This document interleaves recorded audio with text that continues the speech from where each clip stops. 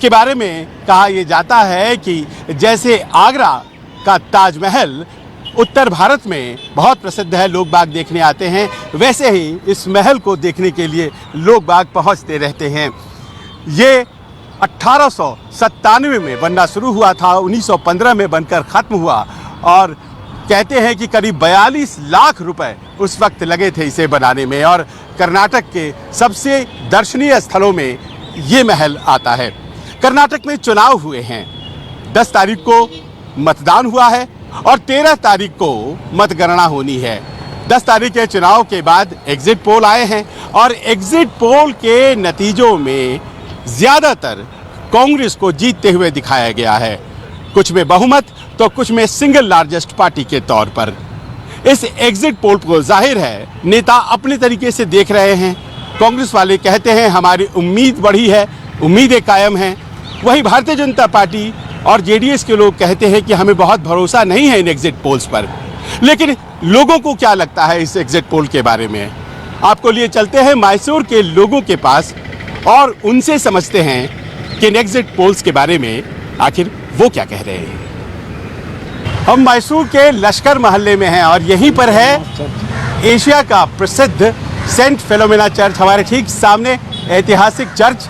और यहाँ मैसूर आते हैं तो इस चर्च को देखने के लिए ज़रूर लोग पहुँचते हैं। और हमारे साथ यहाँ कुछ भाई मौजूद हैं और जानते हैं इन्हीं से कि अब देखिए मतदान हो गया, एग्जिट पोल भी सामने आ गया।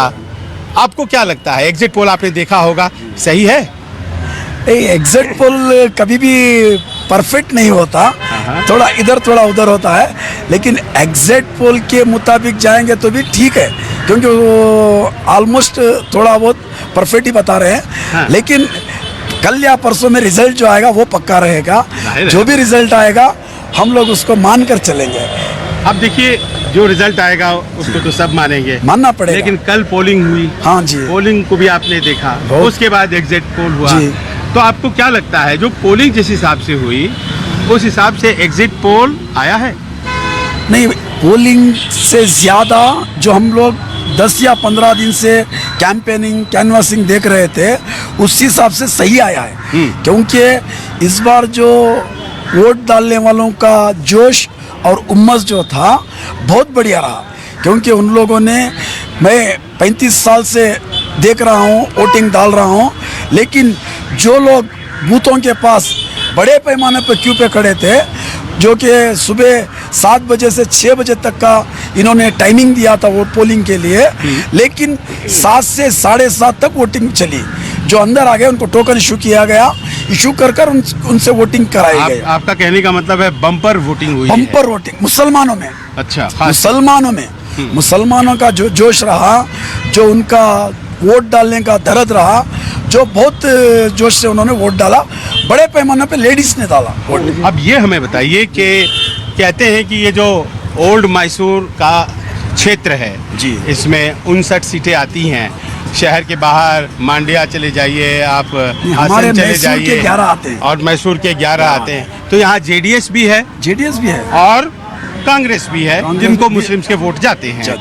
आपको इस बार क्या लगता है, एक तरफा वोट गया है या दोनों को गया है? नहीं, डिवाइड हुआ है। डिवाइड हुआ है? 100 हमारी यहाँ मैसूर की 11 सीटें होती हैं।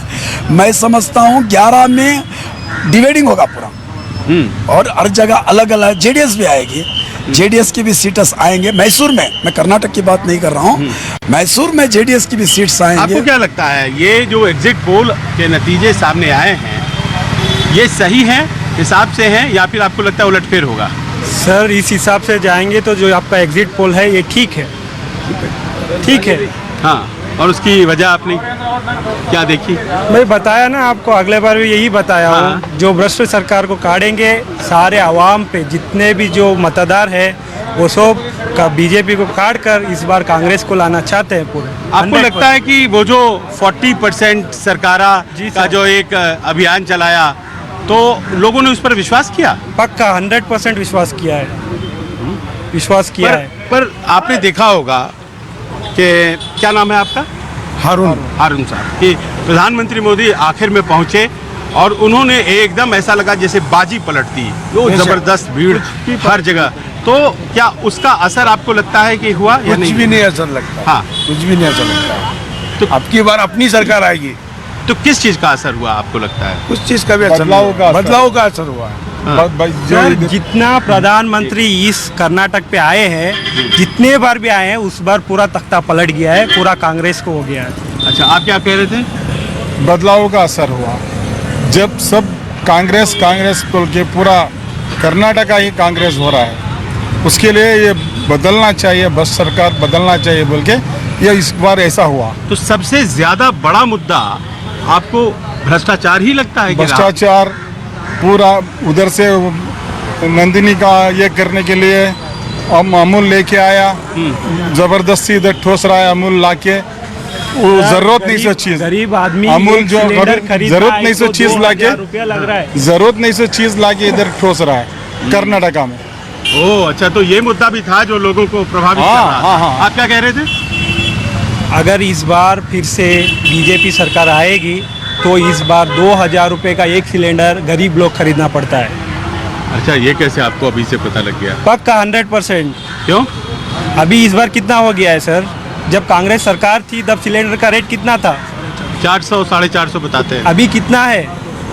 अभी 1100-1200। जी, कांग्रेस सरकार कितने साल बैठी है? तो 8-9 साल बीत भी तो गए। 70 साल में कितने सिलेंडर का रेट कितना था? 450 रुपया था। अरे 70 ये साल से सर सिलेंडर एक- कहा था। ये अभी बीजेपी जो आई है 8 साल से बनाई, कितनी 1200 रुपया लग गया ना सर सिलेंडर का। हाँ। अभी इस बार आएगी तो पक्का 2000 रुपया देना पड़ेगा, और इसीलिए आपको लगता है कि वोट कांग्रेस को लोगों ने दिया? देना है पक्का।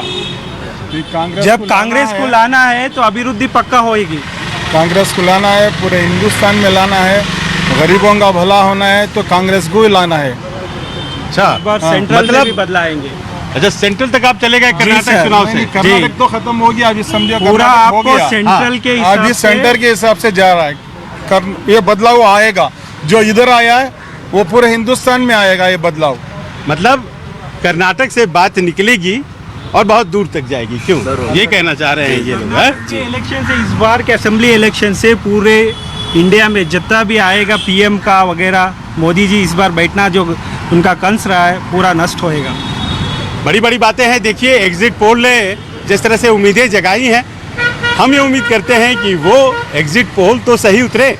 वैसे ये लश्कर महल्ले में हम जब थे तो यहाँ के लोगों का कहना है। अब कहीं और चलते हैं, पूछते हैं उनसे कि उनका एग्जिट पोल पे क्या कहना है। चलिए।